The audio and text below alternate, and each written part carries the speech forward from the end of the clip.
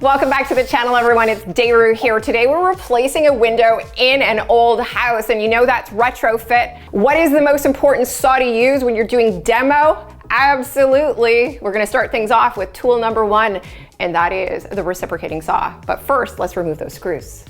So I need a stool here, guys, because this window is actually really tall. And the first thing we want to do is get rid of the glass of the window.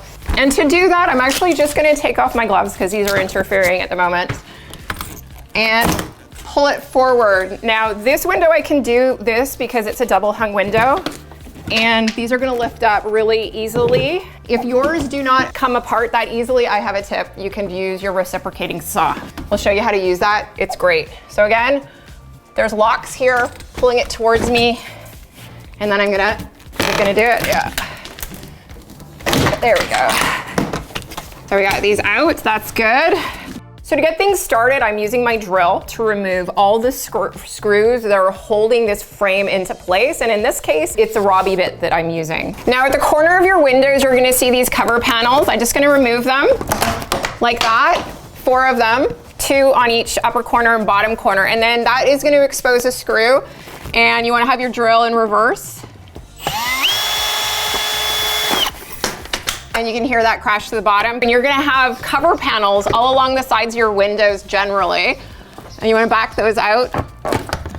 Just getting my drill bit in there, and I'm gonna pull those, and that's on both sides of the windows, and then that's gonna reveal some more screws that need to be removed. Okay, so once you've removed all your screws, we can grab our reciprocating saw and get this vinyl window frame out of here. So as for removing your window frame, whether you have vinyl or aluminum, the best tool to do that is with your reciprocating saw. As you can see, I have a really well-loved blade on that. That is a bimetal blade, and this is just the best demo tool a woman or a guy could have, right? Let's cut this, get this out of here.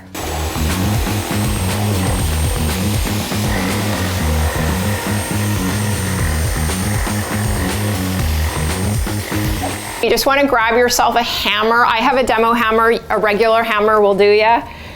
Get your safety glasses on, and then you really want to just pry out your window as best you can. Leverage is your best friend here. And grab a pry bar if you don't have enough leverage. All right, 1 piece down and a few more to go. Okay, side of the window coming out. And a safety reminder, anytime you're working with window openings, be careful, use caution. Safety first.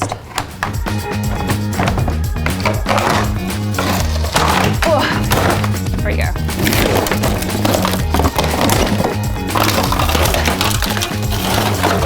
And that, my friends, is retrofit. Sometimes it comes out easy, and then sometimes you just get a whole lot of sill and aluminum capping. So this right here is a close-up of my sill, and it's a hot mess. So I'm just gonna cut this out and actually just replace it with a new 2x4 because this house is framed with 2x4. And as you can see, we have a change of plan here. You can see this old lumber. This is 100-year-old lumber, 2x4. I've taken it down to the original rough opening. Now, why I've done that is because that old frame was shot, the window liner. And now you can see that I've exposed the siding on the house, and that extends 4 inches beyond the framing. So what I've done, if you take a closer look at our windowsill, is I installed a scrap piece of 2x10 as my windowsill. Now what you want to do at home, this is really important, is grab a level and check that your windowsill is level. This is going to make your installation a lot better. The second thing you want to look for is slope. Take a look at that. My windowsill is sloped gently towards the exterior so that if rain does happen to land on the sill, it's gonna drain away from the home. That's a key. Let's take a look over here though, because this is the challenge. How do you waterproof something retrofit like this? I'm not using tape or waterproofing membrane. There is something so much better if you have vinyl siding, masonry, you have plywood or OSB. Best way to waterproof is to use one of these, especially when renovating.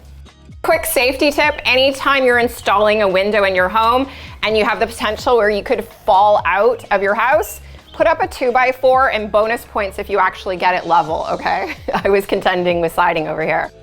So we have my window, and as you can tell, it is pretty big. Now I have a tip for you. If you're installing a window on your own, you can absolutely do it, or you can have a friend do this outside the window, or you can get one of these. This is what I do when I install on my own, because you know, sometimes you just gotta do that. I'm gonna take the suction cup, and this is a big window. It's very tall, so comfort height for me is hip height, and just gonna push it into the window, and this is gonna help me dry fit it. This is an important step. Now let's see if I can do this gracefully, maybe not. So that 2x4, what is it doing right now? It's actually stopping the window from falling out. And I'm using just one, but you could use two. Okay. All right. There we go. I want to get my hands on either side. I'm looking for at least about 5/8 on either side of my window. So that means it has to go over this way a bit. Okay, so that's almost good. So now we know that the window fits in the rough opening. Now we can get on to waterproofing. That right there is what we're using. This is called liquid flashing. I'm just gonna take the nozzle and put it on. Make sure my sill is nice and clean, which it is. I'm gonna place it just on the back side here.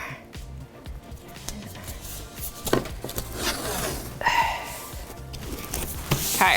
Got my sill. You can also apply painter's tape at the front too. Maybe we'll do that just to keep things a little clean. Why not, right? Let's keep things clean. Okay, we're gonna start off with our screw holes. Now, this is the advantage with liquid flashing. Anything recessed, that's where you wanna start, and seams, right? I've got a seam here, I'm gonna go down there. And I got a seam here. So we're gonna hit our seams first. If you have any screw holes or nail holes, that's what you wanna get first. And this is good for wood, it's good for masonry, it's good for concrete. So we're just gonna fill any holes, and I'm gonna spread it out over those seams. So what we are doing is creating a solid surface, and I like that. Smooth out these imperfections here. It's okay if you got a blotch like that, no big deal. I'm just filling these big holes first. Now we can do our second step, which is to get our liquid flash. And you can just apply this quite liberally. And I'm just gonna do like an S formation here. And then we're just gonna assess how much we need. Now I got a really good deal on this. This was only $28. This is actually used in commercial construction. And I will link in the description where I got it, so you guys can pick this up too if you're interested. So let's test out our coverage. I have a good amount on here now. And I'm gonna show you what we need for coverage. So let's go up along the sides. I'm just gonna press in, push up, press in and push up. You can put tape here also if you want. I'm actually going up just about 8 inches up the sides here. If you want, you can do the entire window frame. You just need more material. So depending on the liquid flashing that you're using, they will require a different amount of coverage. So this one needs a 25 mil coverage. So what we're looking for is you want to have just really consistent coverage all over this, right? So I can already tell I need more here.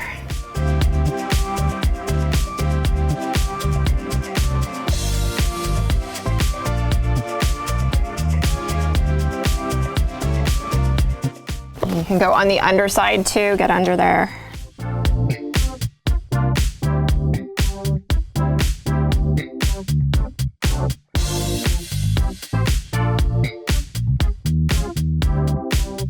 Now after we finish with our flashing, it's time to move on to our windowsill. We want to put some shims on there. That's really important to establish an expansion gap. 3/8 of an inch, 1/2 inch, just follow the recommendations of your window company. And we have to insulate. We're in Canada, we know about cold weather. We know about drafts. When you live in a really hot and humid climate, you don't want drafts coming through there. We've got you covered. Next up though, check for level. Get your level on there. Once you know it is level, we can move on and grab our window. Let's do that.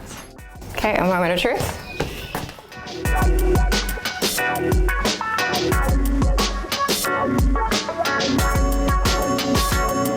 So once my window is in place, I want to secure it here with some shims, and I'm just going to take the thin side over here and the thick side. We're going to reverse that order, and this is going to be a little tricky here because I have drywall in the way. and I'm gonna have to do it like this.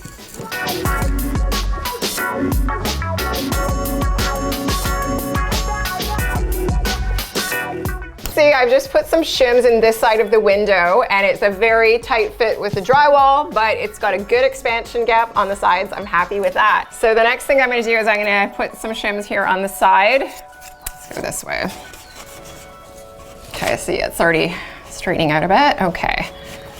And now I want to throw a screw in there, and I have it ready to go because I'm working by myself, and I'm just gonna do this to secure it.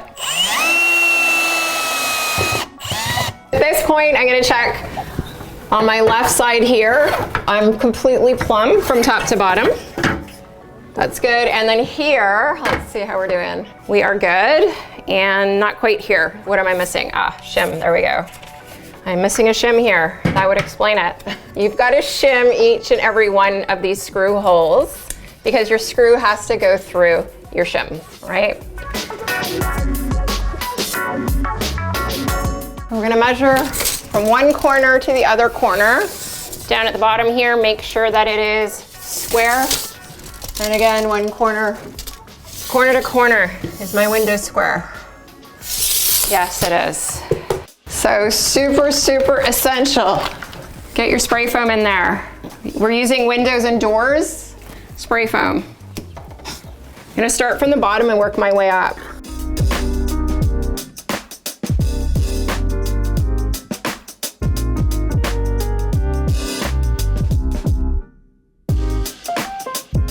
And this is a crucial step. Always, always use your spray foam because we want a good seal. We want to keep the cold out. We want to keep the heat in the summer, right?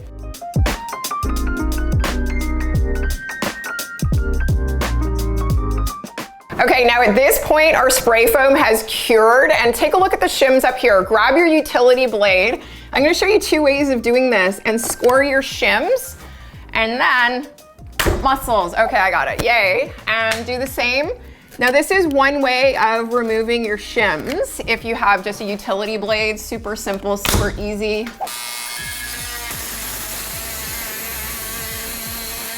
Two important reminders. Number one, before you spray foam around your window frame, make sure you check that your window is functioning correctly. If it's a slider, it should be working really well. Second thing, liquid flashing is very messy. It is. Make sure you wear gloves, don't get it on your clothes. And you guys, if you haven't installed a window before, go out there, do it. You've got it. You're amazing. And if you want, you can also spray it with a garden hose after you're done as a water test, just so you know, whew, you did a good job. All right, you're awesome. I'll see you in the next one. Bye.